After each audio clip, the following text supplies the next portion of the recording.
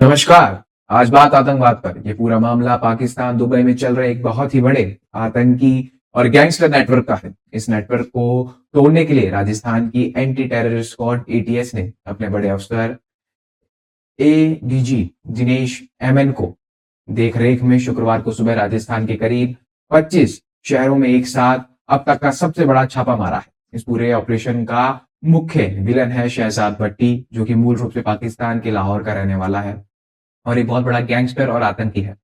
शहजाद भट्टी आजकल दुबई में बैठकर भारत के खिलाफ अपनी गंदी चालें चल रहा है।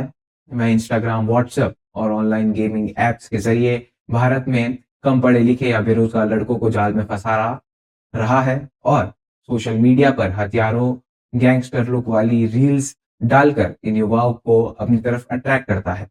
फिर पैसे का लालच देके इन्हें अपनी गैंग में शामिल कर लेता है। राजस्थान एटीएस लंबे समय से भट्टी के सोशल मीडिया अकाउंट्स और उसके साथ डायरेक्ट चैट करने वाले संदिग्ध लड़कों पर नजर रख रखी थी। शुक्रवार को एटीएस ने एक साथ कई जगहों पर छापेमारी की और 28 संदिग्धों को उठाकर उनके मोबाइल, लैपटॉप और बाकी इलेक्ट्रिक जितने भी डिवाइस थे वो सब जब्त कर लिए। इस बड़ी कार्रवाई के दौरान भारत पाकिस्तान बॉर्डर के पास बाड़मेर में गगरिया गांव और बशीर नाम के एक 20 साल के लड़के को अरेस्ट कर लिया गया है। बशीर दिखने में तो बिल्कुल सीधा साधा गांव का लड़का लगता है, लेकिन अंदर ही अंदर वह भट्टी की बातों में आकर पूरी तरह से कट्टरपंथी बन चुका था और बॉर्डर पर दूसरे युवाओं को भट्टी के सीक्रेट व्हाट्सएप ग्रुप से जोड़ने का काम कर रहा था। इस छापेमारी में राजस्थान में बम धमाके, एक तरीके से राजस्थान को बम से दहलाने की बहुत बड़ी साजिश थी। इस खौफनाक साजिश को अंजाम ये देने वाले थे। इस पूरी प्लानिंग का खुलासा मार्च 2026 के अंबाला में पकड़े गए 3 आतंकियों और जून 2026 में हनुमानगढ़ में गिरफ्तार हुए ईश राय ने भट्टी के कहने पर हनुमानगढ़ टाउन थाना या फिर ये कहें आसपास के जितने भी थाने और इलाके थे वहां पर सीधे सीधे एक तरीके से वीडियो बनाकर पाकिस्तान में भेजी थी। साजिश ये थी कि इन थानों और आर्मी एरियाज पर हैंड ग्रेनेड्स, आरडीएक्स संबंधित काफी सारे जो भी विस्फोटक होते हैं उनसे हमला करने का प्रयास लगातार था, लेकिन एन वक्त पर पाकिस्तान ने ड्रोन के जरिए आरडीएक्स की डिलीवरी में देरी हो गई और भट्टी का ये प्लान फेल हो गया।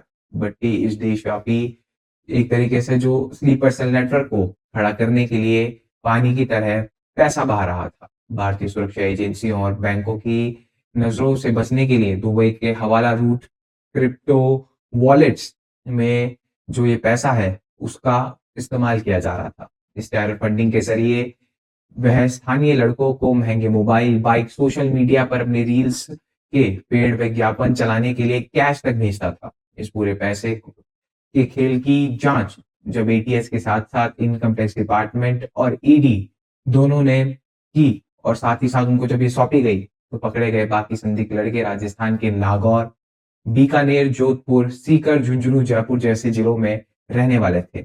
मजे की बात यह है कि लड़के आपस में एक दूसरे को जानते भी नहीं थे, लेकिन भट्टी के सक्रिय डिजिटल ग्रुप्स के जरिए आपस में जुड़े हुए थे। इन सबको स्थानीय वीआईपी मूवमेंट एक तरीके से इनके साथ मिलकर चलाया जा रहा था। भट्टी का नेटवर्क सिर्फ सोशल मीडिया पर बात करने तक सीमित नहीं था, बल्कि पीछे पाकिस्तानी खुफिया एजेंसी आईएसआई का पूरा हाथ था। आईएसआई सीधे तौर पर भट्टी को आधुनिक हथियार, ड्रग्स और पैसे दे रही थी। इस नेटवर्क का सबसे खतरनाक हिस्सा था ड्रोन डिलीवरी रूट। ये ड्रोन पाकिस्तान के बहावलपुर, कसूर और लाहौर के पास से उड़कर उड़ान भरते थे और जीपीएस तकनीक की मदद से रात के अंधेरे में राजस्थान के श्री गंगानगर, अनूपगढ़ और बीकानेर, बाड़मेर से सटी इंटरनेशनल बॉर्डर्स को पार कर भारत में आते थे। हाईटेक ड्रोन्स बॉर्डर के 7 से 8 किलोमीटर के अंदर तक सुनसान खेतों में रेत की टीलों के एक तरीके से पीछे G3 राइफल्स, पिस्टल्स, चीनी हैंड ग्रेनेड्स, हेरोइन, ड्रग्स के पैकेट गिरा देते थे। इस पूरे डिपिंग पॉइंट की लोकेशन बशीर और क्रिश रॉय जैसे लोकल जो वहां के गुंडे थे उन्हें सीधे तौर पर व्हाट्सएप या टेलीग्राम पर कोडवर्ड में भेज दी जाती थी।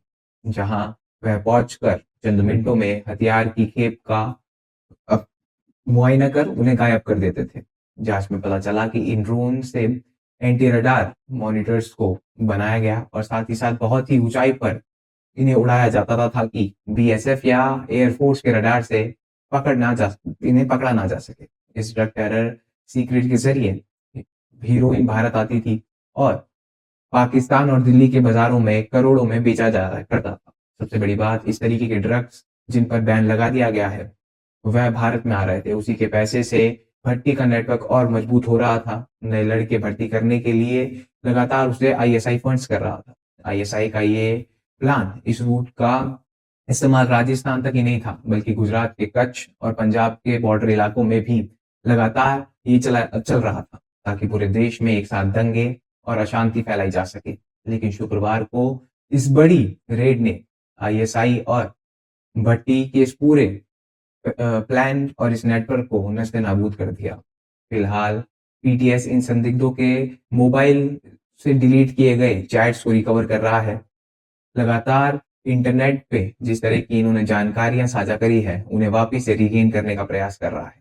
साथ ही साथ भारत सरकार भी इस पर स्ट्रिक्ट एक्शंस ले रही है। हमने देखा ऑपरेशन क्लीन के चलते जितने भी अवैध कब्जे थे उन्हें हटाया गया और लगातार बॉर्डर पे हो रही असुविधा के खिलाफ राजस्थान सरकार और भारत सरकार दोनों मिलकर काम कर रही है, क्योंकि बॉर्डर सिक्योरिटी फोर्सेस बीएसएफ लगातार इस तरीके की संदिग्ध गतिविधियों को देखते हुए वहां पर और तैनाती के साथ काम करना शुरू कर चुकी है। सबसे बड़ी बात यहाँ ये निकल कर आती है कि अगर इसी तरीके से इस तरीके की ही साजिश पाकिस्तान द्वारा आतंक फैलाने की भारत में होती रहेगी तो आने वाले समय में लगातार हमें हमारा डिफेंस बजट बढ़ाना पड़ेगा और चीजें और बेहतर तरीके से करनी पड़ेगी। खैर, इस विषय में आप क्या मानते हैं, आपकी क्या विचार है, आपकी क्या राय है, हमें जरूर बताएं। ऐसी और खबरों के लिए, ऐसी और जानकारियों के लिए बने रहे हमारे साथ। तब तक के लिए धन्यवाद।